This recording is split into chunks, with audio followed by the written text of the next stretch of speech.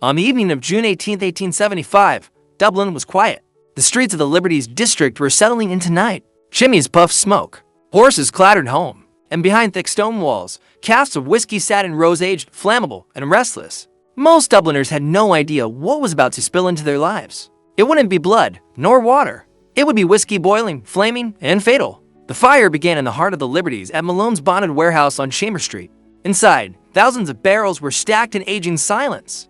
Some held pure alcohol at over 60% ABV, almost explosive. A single spark changed everything. No one knows where it came from. A drop match. A rogue ember. But suddenly, flame met vapor, and the warehouse roared. The roof collapsed within minutes. Fire burst out like a dragon's breath, licking nearby buildings. Dubliners rushed outside. Stunned by the orange glow rising into the night, the whiskey inside didn't just burn, it exploded. Casks burst open under pressure, showering the ground in liquor, and as the fire spread, the whiskey flowed with it, downhill, through alleys, into gutters, a river of fire. Imagine it, streets running with burning booze, like lava, but sweet smelling. The heat was unbearable. Wooden doors crackled and fell apart. Horses bolted in terror. Residents screamed from windows. Above, the fire brigade arrived, but they were quickly overwhelmed. Not just by flames, but by what? The fire was made of. Water couldn't stop it. Whiskey floats, it burns on water. Pouring water onto the whiskey only spread the blaze further. Firemen realized they were fighting a liquid enemy. Streets became both the fuel and the battlefield. One fireman described it as fighting a flood that fought back. Flames leapt building to building, aided by wind and booze. Storefronts vanished. Roofs fell in. And through it all, the whiskey kept flowing. Not all of it burned, though. Some of it ran clean and golden, untouched by flame, still dangerously strong.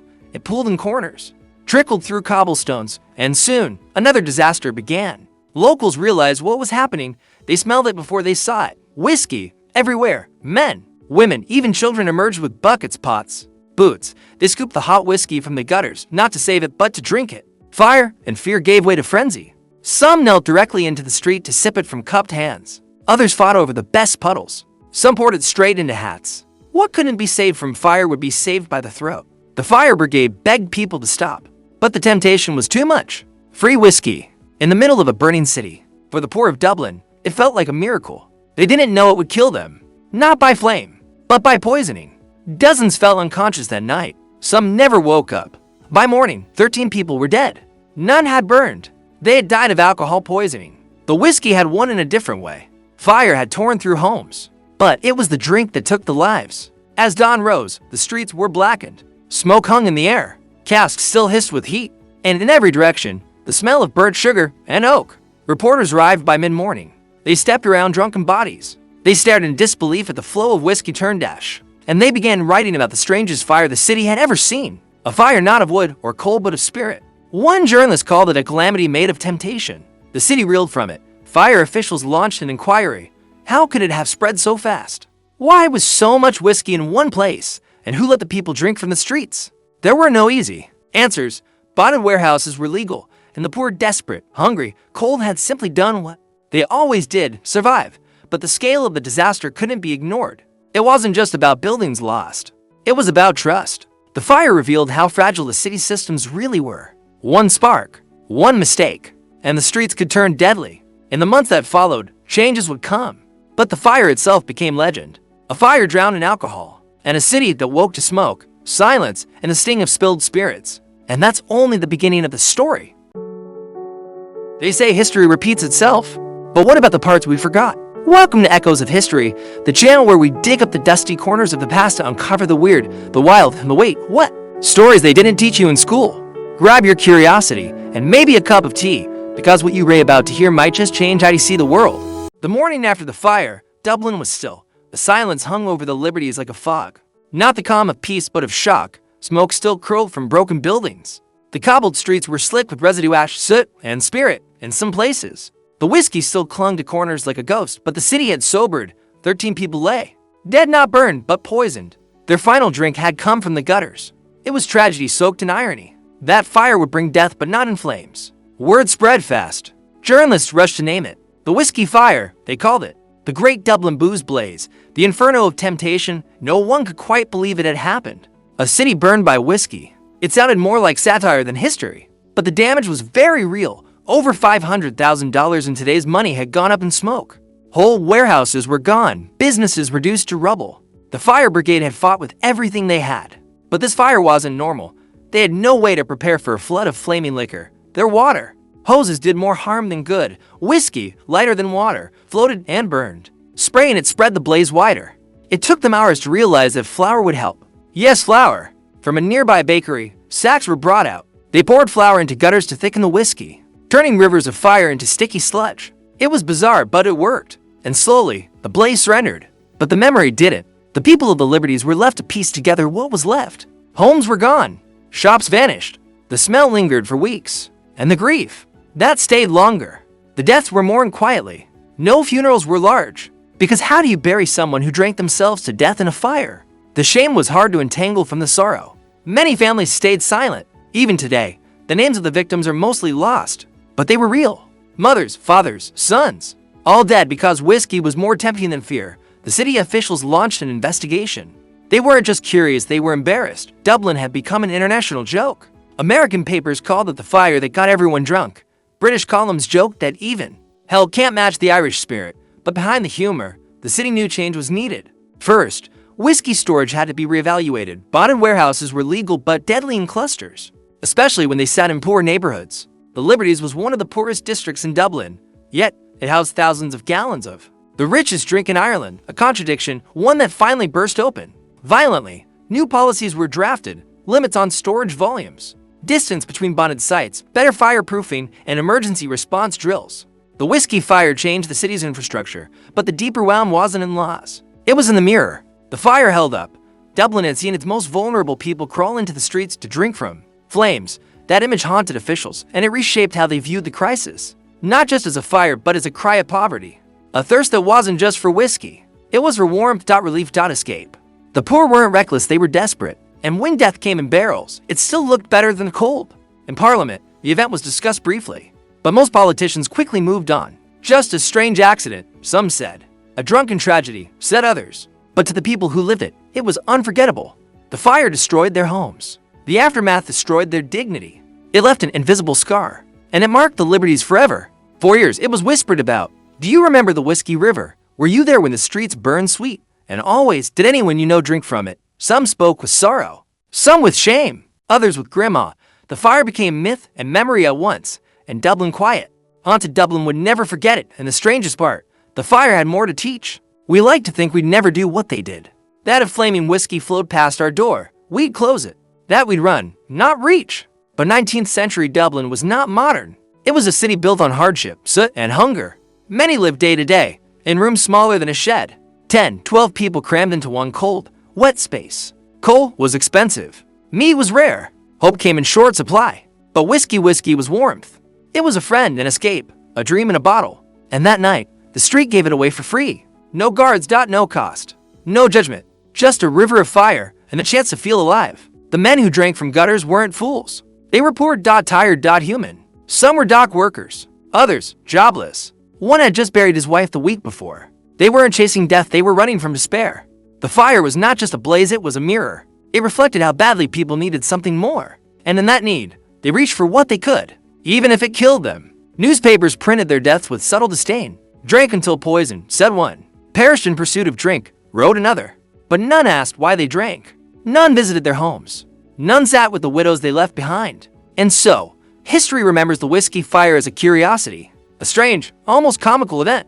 Imagine, people say, dying like that. But those who laughed were far from the flames. They didn't live on the edge of every breath. They didn't smell whiskey and think of warmth instead of danger. But Dubliners understood. They knew the scent of desperation. They knew what it meant to drink not for pleasure, but for silence. Some survivors carry guilt, not grief. We could have stopped them, said one neighbor. But how do you stop someone from hope? The coroner ruled the deaths as alcohol poisoning. Technically true, but spiritually, it was poverty that killed them, and a city that didn't know how to protect its own. In the days that followed, Dublin changed. Or at least, it tried to. New rules were discussed in council meetings. Fire protocols rewritten. Bonded warehouses relocated. But for the people, the trauma lingered. Children asked questions their parents couldn't answer. Why did Uncle Thomas drink fire? Will whiskey rivers come again? Many parents simply said it was a bad night. In a way, it was, but also a revealing one. Because the fire didn't just expose flammable spirits. It exposed flammable souls. So many were ready to burn for a moment's comfort. And what does that say about the world they lived in? The whiskey fire is often told as a footnote, a quirky oddity in Irish history. But it should be more than that. It should be a question. What drives a person to drink from a burning street? What turns flames into temptation? The answer isn't in the fire. It's in the cold. The emotional cold of being forgotten, the social cold of being unwanted, and the literal cold of Dublin nights, where a drink could feel like salvation. The tragedy wasn't just the fire, it was everything that led to it. Because fires die out, but the hunger that fueled it, that lingers. In 1875, Dublin was drowning in drink and sorrow. And that one night, both converged in flame. To this day, you can visit the site. The Liberty still stands, proud and changed. There's no plaque, no grand memorial, just cobbled streets and quiet corners. But if you listen, if you imagine, you can still hear it. The hiss of whiskey on stone, the cries in the night, the silence of morning after. And you might wonder, how close are we now, really, to a fire of our own? Because desperation changes shape, but not essence. Today's fire may not flow through gutters, but it may flood through screens, pills, or credit. Still, people reaching for warmth in the dark, still risking everything to forget the cold. The whiskey fire isn't over. It's just changed form. And that's why this story matters. Because it isn't only history, it's a mirror we're still afraid to look into. Dawn arrived quietly over Dublin. The fire was out, but its scent lingered. Smoke clung to bricks and whispers clung to doorsteps. People opened their windows and smelled whiskey. Not the kind from a glass, but the kind that came with sorrow for days. The street smelled like a broken distillery. The scent curled through alleyways like a ghost. Burnt sugar, charred grain, loss. Even rain couldn't wash it away. And when the funeral bells rang, it was still in the air. 13 people dead. Not from flames, but from a drink too strong for the body. The newspapers reported it with shock and irony. Not one burned, read the headlines. They died by the drink, not by the fire. But between the lines, there was discomfort. A city had witnessed something it didn't know how to name. Not a fire, not a riot, something stranger. A tragedy wrapped in absurdity. The inquest was held days later. Witnesses testified in quiet tones. I saw them scoop it with their hats, said one. They cupped their hands in it, said another. The coroner was somber. Alcohol asphyxia, he ruled. A medical phrase for something deeply human. One man had collapsed beside his front door, drunk on fumes. Another, found smiling, as if dreaming. One woman's shoes were melted from the heat. No one knew why she'd come outside. Maybe curiosity, maybe the same hunger that brought the others. In some neighborhoods, children played with burned barrels. They didn't know what had happened, only that it smelled sweet. Parents watched them nervously. The whiskey fire became a strange bedtime tale. Don't go chasing rivers of drink, some said. Fire drinks back, said others. For many, the event took on a mythic tone. Not quite real, not quite legend. Dubliners told the story with half wonder, half warning. Did you see it? Were you there when the drink caught fire? It was a question passed around pub tables and hearths. Over time, some details blurred. Some swore they saw blue flames. Others claimed the whiskey glowed in the dark. Memory mixed with fear, and fear with fascination. In a city used to grief, the whiskey fire stood out. Because it wasn't just loss, it was surreal. Like the city itself had turned against its people. Streets that once offered safe passage now offered poison. A river of death disguised in golden color. There were calls for reform, letters to officials, proposals to store spirits outside residential zones, but the fire faded from urgency. Because in Dublin, tragedies were plentiful, and memory was short when food was shorter. The whiskey fire became just another story, until someone smelled it again, a hint of burnt oak, a memory rising from a pub floor, and suddenly the past returned. Like fog, Dublin was no stranger to alcohol, but the fire reminded it of something deeper. That pleasure can turn on you, that even comfort can be cruel, and that joy taken too quickly can leave ash in its place. The city's writers took notice. One poet wrote, "The streets ran gold, but none grew rich." Another penned, "A river came to drown the thirsty." Words tried to make sense of what happened, but some things resist meaning. Like why whiskey ran faster than help, or why sorrow follows celebrations so easily. The whiskey fire was over in hours, but its ache lasted for years. Some widows never remarried. Some children stopped drinking altogether. Others drank more than ever, trying to understand what took their fathers, trying to forget. We often think history is built on grand wars and kings, but sometimes it's a single night, a fire that shouldn't have burned, a drink that shouldn't have been touched, a lesson written in smoke. Dublin would rebuild. It always did. But this story stayed tucked in its cobbles, quiet, waiting to be remembered. The whiskey is gone now. The barrels burned away. But the questions remain. Why did we drink? And what are we still chasing through the fire? The aftermath of the whiskey fire left more than charred wood and wet ashes.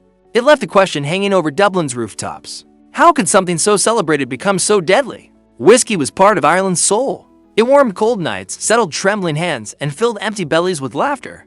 But that night, it turned its back. It drowned 13 people not in joy, but in silence. The city tried to return to normal. The horses returned to the streets. Children ran through the alleys again, but something had shifted. People walked a little slower past distilleries. Pubs grew quiet when someone mentioned Thomas Street. There were memorials, but not the kind carved in stone, just quiet nods, averted eyes, and cups raised not in celebration, but reflection. The government issued a report. It was clinical. It detailed how the fire started, how the whiskey spread. It listed the fatalities, the damage. It didn't capture the strangeness or the shame, because the truth was hard to swallow. People had died chasing a river of drink. Some whispered that the poor had no choice, that hunger makes fools of even the wise. Others judged. They drank poison. One newspaper wrote, "Fools," another muttered. But those who lived near Thomas Street knew better. They knew what desperation smelled like. It wasn't just whiskey. It was smoke and spilled dreams. One mother lost her husband and brother that night. She said nothing for days. When she finally spoke, it was only they were thirsty. The fire made Dublin pause. For a moment, it saw its reflection in the whiskey. Beautiful, dangerous, alive with light until it wasn't. Alcohol was woven into the city's culture. But after the fire, the thread frayed. Distillers argued for safer storage, but many ignored the warnings. Profits speak louder than caution. Still, the fire had stirred something, a new awareness, a quiet unease. At night, some said they could still smell it, especially when it rained. A whiff of scorched sweetness on the wind. The children who watched the fire grew up with the memory. Some never touched a drop of whiskey. Others became drinkers too early. All carried a story about the night the streets ran gold, and no one came out richer.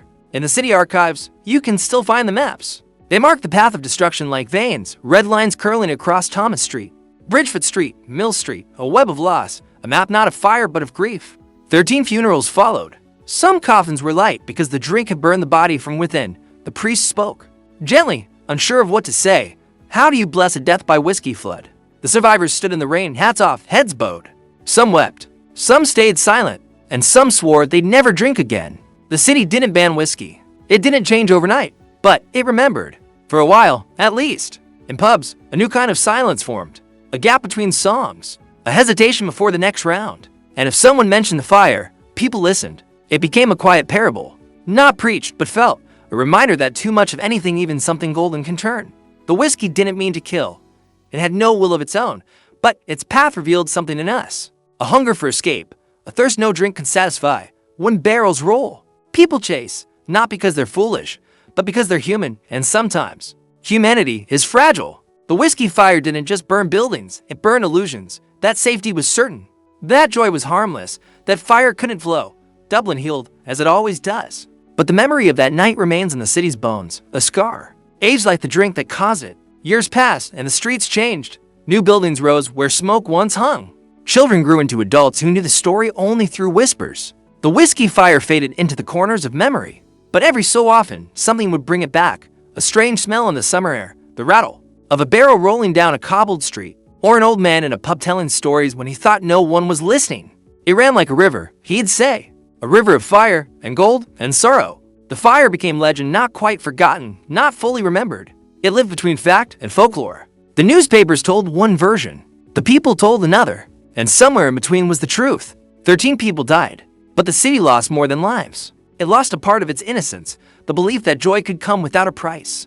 That something beloved couldn't turn dangerous. Fire does not ask permission, nor does whiskey. The flood had no mind, no malice, only motion and heat and consequence. The tragedy left a strange legacy. It didn't lead to massive reforms. It didn't change how whiskey was made. But it left a taste bitter, smoky, impossible to forget. People said it could have been worse. That the fire didn't spread further. That more buildings weren't lost. That more lives weren't claimed.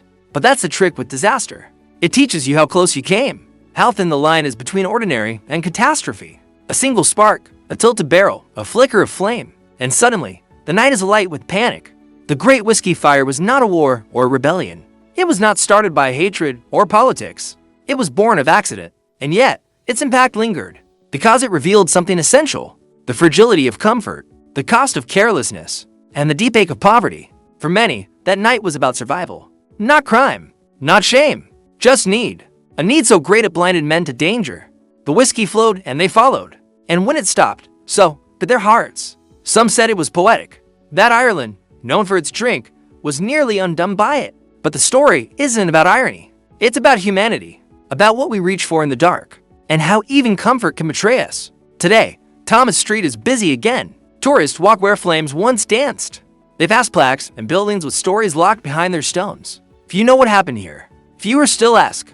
But Dublin remembers in its quiet way. The fire is in the archives, yes, but it also lives in glances, in toasts, in silences. It lives in the air when a storm rolls in, and in the sound of barrels shifting in the distance. It's a reminder, not of whiskey's power, but of ours. Our power to forget, our power to remember, our power to learn. Disasters come and go, but what we carry forward is choice. To build better, to store safer, to care more. The Great Whiskey Fire was preventable, but it wasn't prevented. And so, it burns in the margins of history. A strange tragedy, a flood with no water, a fire with no flame, a lesson poured into cobblestones. Today, whiskey still flows from Dublin's distilleries. Golden, celebrated, cherished. But now, behind every glass, there's a shadow, a soft echo of a night when joy became sorrow. When 13 lives were lost not to violence, but to fire disguised as fortune. And in that shadow, a quiet vow remains, to never forget what the whiskey taught. That even beauty can burn, that even delight can destroy, and that history, when left untold, repeats itself. So, tell the story, let the barrels roll no more without care, and may the city always remember the night it drank from fire. That's it for today's Forgotten Tale. If this story made you raise an eyebrow, or to don't forget to like, subscribe, and ring that dusty little bell so you never miss another echo from the past. Drop it in the comments. We're always listening for new echoes. Got a weird bit of history you think we should cover? Until next time, keep your curiosity loud and your history weird. That's it for today's Forgotten Tale. If this story made you